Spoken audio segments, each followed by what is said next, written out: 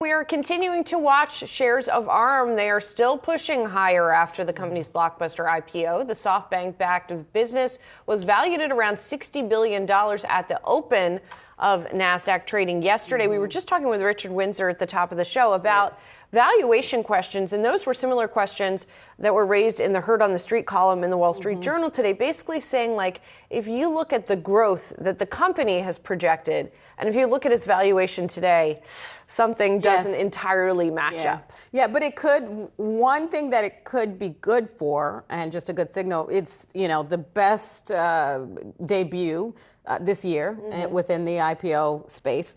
So could it signal kind of just that release of more IPO activity that we've been waiting for? Does this bode well for an entirely different industry like an Instacart? Right. Well, reportedly, Instacart has now raised the range or raised the pricing, targeted pricing for its IPO. So obviously, the bankers over there were very closely watching what was happening with ARM and maybe taking some cues from that. So we'll see what ends up happening here. One more interesting note, just echoing all of this valuation talk. Needham actually already initiated coverage of ARM with a neutral and said the valuation looks full. Oh, wow. All right. So obviously, there's a lot of people saying things to that effect.